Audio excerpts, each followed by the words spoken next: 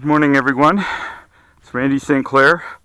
Saturday, January 21st. Getting ready to fly the ICE-STOL. As it happens, we've already flown one flight this morning. Stupid me, forgot to take the lens cap off. Oh well. Just put in the second battery. Good thing I had two of them. Arming. By the way, January 21st, about 11 o'clock. Temperature's about 36 degrees. Now we've got a wind out of the, looks like out of the south, so I think I'll turn this just a little bit. Not that it should matter, the winds are very light. By the way, we're at about 4,400 feet here. And I already mentioned 38 degrees, 36, something like that. Arm again. It's probably still armed.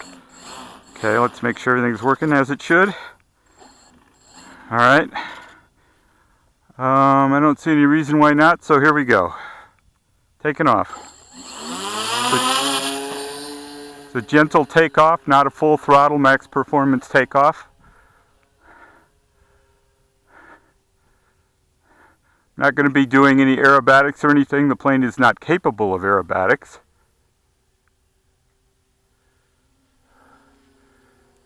I just added those wing slats.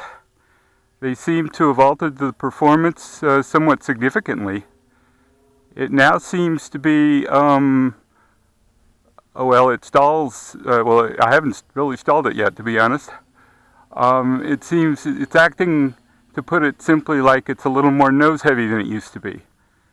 Okay, which is a good thing for this.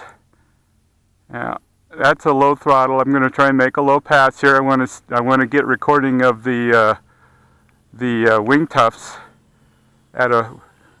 Careful of those trees. They're closer than they appear. Unfortunately, from what I can see visually, the wing tufts are just straight. There is no evidence of any wing stalling of any kind, at least at any point when I can see it. Now, obviously, if I was pulling a lot of up elevator or something, that would probably change. All right, let's take it up a little bit. Giving it more throttle and up elevator to get some altitude.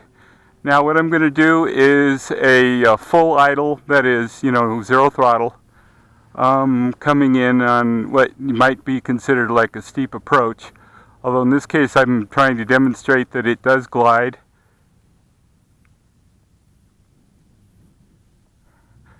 I did that too far away, really. But as you can see, it didn't fall out of the sky or anything. Let's try that one more time, only not so far away. I want to be able to see it better. Even from my perspective, by the naked eye, it wasn't as close as it needed to be. From the camera, it was probably not good at all. So we'll do it right now in a turn here. Coming down fast. Oh, gotta watch those trees. Keep forgetting how close they are, which is not a good thing. Alright, now we're going to try something a little different. I'm going to climb it up first of all. It almost feels more nose heavy than it did in the previous flight, but that can't really be. I don't know how that could be. So now what I'm going to do is I'm going to put it in, and I'm using rudder for these turns, by the way. I'm going to put it into a nice little rudder turn, and I'm going to hold gradually more and more up elevator and see if anything bad happens.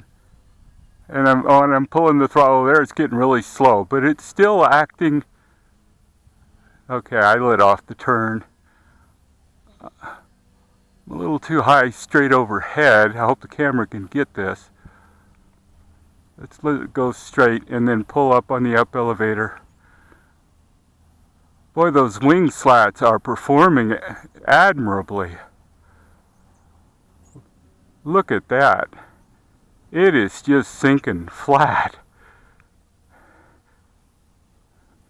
Coming down at a fairly high rate, but let's turn it to keep it in line with the runway. as I continue to lose altitude due to low throttle and holding half up elevator approximately. Wow. I know it's boring to watch from the camera's point of view probably here, because especially since you don't have the reference of a, you know, clouds or any kind of a background.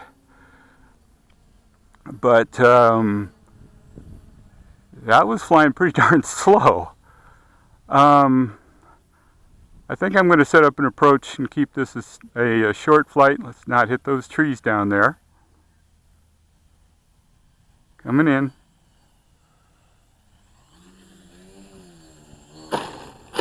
I could have done a better landing. That's poor piloting on my part, I'm afraid.